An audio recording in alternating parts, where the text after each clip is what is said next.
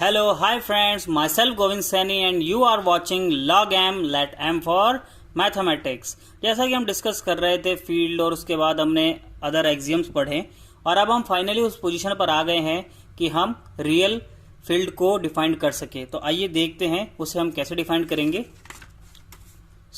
हमारा जो आज का पहला टॉपिक है वो है the order completeness axiom. Okay, ये दो एक्सियम्स हैं, एक तो एलयूबी एक्सियम और दूसरा जीयूबी axiom.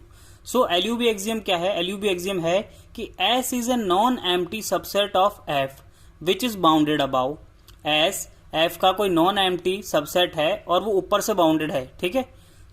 Then for every such S, ऐसे सभी एस के लिए the supremum the LUB contain in F where F is ordered field. F किसी ऑर्डर्ड फील्ड के किसी सबसेट के लिए, ठीक है, जो कैसा हो, ऊपर से बाउंडेड हो, ठीक है, और ऐसे जितने भी है जो ऊपर से बाउंडेड है उनका सुप्रीमम एफ में एग्जिस्ट करना ही चाहिए, ठीक है। ये तो हमारा पहला एक्सियम है। दूसरा एक्सियम क्या है? ये बिल्कुल उसी की तरह है, इसमें वो चीज किसके लिए है? मिनिमम के लिए या इन्फिमम के लिए, ठीक है। S is non empty subset of F which is bounded below. Then for every such as the infimum GUB contain in F where F is ordered field। तो यहां तो क्या था, यहां इसने कहा कि अगर ऊपर से बाउंडेड हो तो उसका जो सुप्रीमम है वो F में होना चाहिए, होना ही चाहिए, और अगर ये नीचे से बाउंडेड हो तो उसका इन्फिमम उसमें होना चाहिए।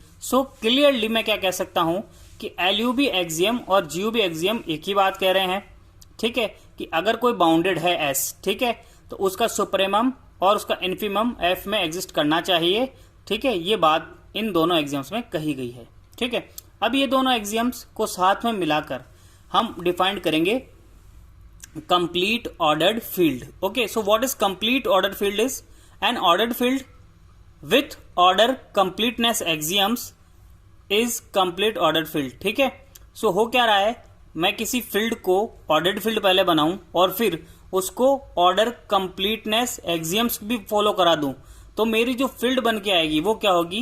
Complete ordered field. यानी पहले तो वो फील्ड हो, फील्ड का मतलब एक ऐसा सेट जिसमें एटलीस्ट दो एलिमेंट हो with two operations plus and dot, और वो फॉलो करे प्लस के लिए 5 properties: closure, associativeness, existence of inverse, existence of identity element that means 0, और द कम्यूटेटिव प्रॉपर्टी। और सिमिलरली फॉर डॉट ये पांचों प्रॉपर्टी फॉलो हो, ठीक है, और साथ ही साथ इसमें एक और additional property distribution law follow हो तो वो फील्ड होगा।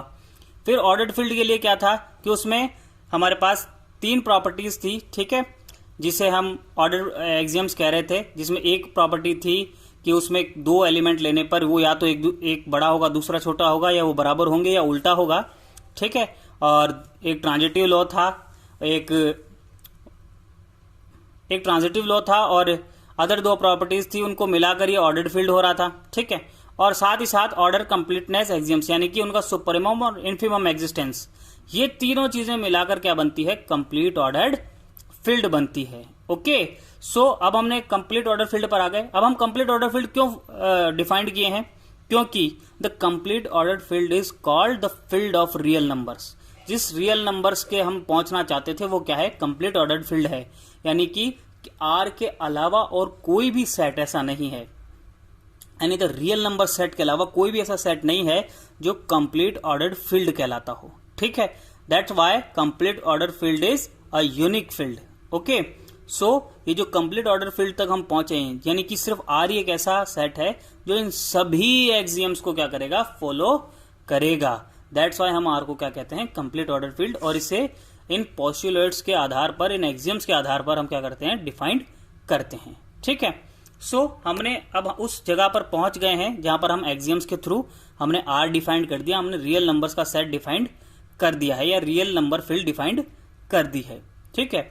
अब हम क्या करेंगे? अब हम इस आर की स्टडी करेंगे पूरी इस रियल एनालिसिस के अंदर। हमें यहां तक पहुंचना हमारा टारगेट था, जो हम पहुंच चुके हैं। अब एक इंपॉर्टेंट क्वेश्चन आता है कि अगर कंप्लीट ऑर्डर फील्ड की डेफिनेशन पूछी जाए तो उसमें हमें फील्ड की डेफिनेशन भी लिखनी होगी, ऑर्डर्ड एक्सियम्स भी लिखने होंगे, और ऑर्डर्ड कंप्लीटनेस एक्सियम्स भी लिखने होंगे, तब जाकर वो प्रॉपर डेफिनेशन होगी कंप्लीट ऑर्डर्ड फील्ड की, ठीक है। तो ये एक छोटा सा बेसिक था जो मैंने आपको बताया। अब हम आगे बढ़ते हैं और हम करते हैं कुछ प्रॉपर्टीज आर के ऊपर। ओके, सो कुछ प्रॉपर्टीज हमारे सामने है, ठीक है। सम रिजल्ट्स ऑन इरेशनल नंबर्स। हम सबसे पहले इरेशनल नंबर्स की बात करते हैं। इरेशनल नंबर मैंने आपको बताया था ऐसे नंबर्स जो P अपॉन Q की फॉर्म में नहीं लिखे जा सकते। जो लिखे जा सकते हैं वो कैसे होते हैं, वो होते हैं रैशनल नंबर्स। यानी कि जो P अपॉन Q की फॉर्म में लिखे जाते हैं वो तो होते हैं where Q is not equal to 0, वो तो होते हैं रैशनल्स। और जो ऐसा नहीं लिखे जा सकते वो होते हैं इरेशनल्स। सो हमारे पास √2 दिया गया है, हमें ये प्रूफ करना है कि ये एक रेशनल नंबर नहीं है। दैट मीन्स हमें क्या प्रूफ करना है, ये क्या है, एक इरेशनल नंबर है, ठीक है। तो आइए अब हम इसे प्रूफ करते हैं। ऐसे प्रूफ हमने 10th क्लास में भी बहुत किए हैं, ठीक है। हम वही प्रूफ को यूज करेंगे, कोई नया प्रूफ नहीं है, ठीक है। तो आइए देखते हैं इसको कैसे करना है। सबसे पहले लेट हम उल्टा मान लेंगे, let √2 is a rational number. ऐसा मानने से क्या होगा, जब हम इसके साथ कोई भी ऑपरेशन लगाएंगे तो वो क्या होगा, कहीं ना कहीं जाकर गलत हो जाएगा और हम कह देंगे कि हमारा ये मानना कि रेशनल नंबर है ये गलत है, असल में कैसा है, इरेशनल है, ठीक है। सो ये क्या इंप्लाइज करता है कि √2 को क्या लिखा जा सकता है, P अपॉन Q की फॉर्म में लिखा जा सकता है where Q is not equal to 0, ठीक है। और P एंड Q क्या है, are integers, belongs to Z, ठीक है। इंटीजर्स हैं P एंड Q। सो अब मैं दोनों तरफ अगर स्क्वायर लेता हूं तो क्या हो जाएगा, 2 is equal to P square upon Q square, okay. और इससे क्या हो गया, ये इंप्लाइज करता है क्या, ये इंप्लाइज करता है कि twice of Q is equal to P square upon Q, ये इंप्लाइज करेगा।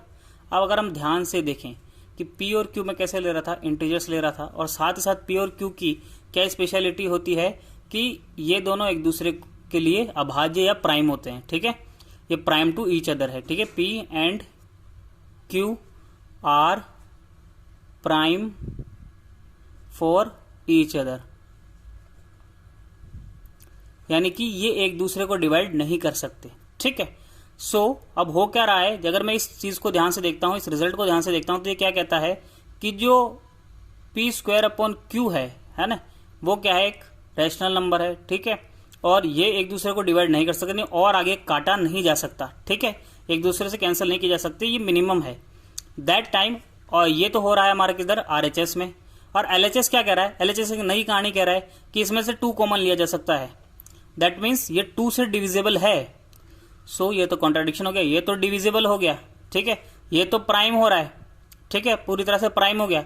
और ये क्या हो गया, ये 2 से डिविजिबल है, ठीक है, ये प्राइम नहीं है। तो दैट मीन्स ये दोनों ही स्टेप एक दूसरे के क्या है, कॉन्ट्राडिक्ट करते हैं। ये दोनों साइड एक दूसरे को कॉन्ट्राडिक्ट करती है, विच इम्प्लाइज दैट हमारा ये मानना कि √2 क्या है, रैशनल नंबर है, गलत है, ठीक है। तो which implies √2 is not a rational number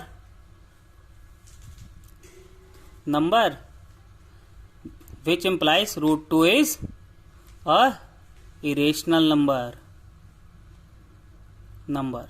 so ये हमने प्रूफ कर दिया, ठीक है। अब इसी तरह से हम ऐसी कोई भी नंबर हमें दे दें, ठीक है, हम उसे प्रूफ कर सकते हैं, उनके लिए सेम ही मेथड रहेगा, ठीक है। अब हम आगे बढ़ते हैं, एक और ऐसा रिजल्ट करते हैं। ये एग्जाम की दृष्टिकोण से भी बहुत महत्वपूर्ण प्रश्न है, ठीक है, इट इज वेरी इंपॉर्टेंट। ये एग्जाम में कई बार आ जाता है, यूनिवर्सिटी ऑफ राजस्थान के जो क्वेश्चन पेपर्स होते हैं उनमें ये अक्सर देखा जाता है। सो अब हम आगे बढ़ते हैं कैसे क्वेश्चन की तरफ। So the question is prove that there is, so the question is prove that there is no rational number whose cube is 3, or prove that 3 raised to power 1 upon 3 is an irrational number। तो हमें proof करना है क्या कि जो 3 का cubic root है वो कैसा है, एक इरेशनल नंबर है, ठीक है। सो इसे कैसे प्रूफ करेंगे, वही same method, let cubic root of 3 is a rational number. इसे रैशनल मान लेंगे, हमें तो इरेशनल प्रूफ करना है, कहीं ना कहीं कॉन्ट्राडिक्ट कर देगा। विच implies 3 raised to power 1 upon 3 can be represented as P upon Q, where Q is not equals to 0, P and Q are primes, prime to each other, ये हमने ले लिया, ठीक है। विच इम्प्लाइज, अगर इसका मैं क्या करूं, दोनों तरफ पावर 3 लेता हूं तो क्या हो जाएगा, 3 is equals to p upon q की whole power thrice, which implies 3 is equal to p raise to power 3 over q raise to power 3। अब इसमें से मैं एक q इधर ले जाता हूँ, 3q which is equal to p का क्यूब अपॉन p स्क्वायर। ये देखिए ये रिजल्ट ये कुछ वैसा ही है जैसा हमने पहले आया था। ठीक है, अब इसमें क्या हो रहा है, ये दोनों प्राइम थे। ठीक है, सो हमारा जो RHS है वो तो कैसा है, एक प्राइम रेशनल है। ठीक है, ये और आगे डिवाइड नहीं हो सकता किसी भी नंबर से। और इधर क्या हो रहा है, इधर ये 3 का मल्टीपल आ रहा है और ये किसी का मल्टीपल नहीं है।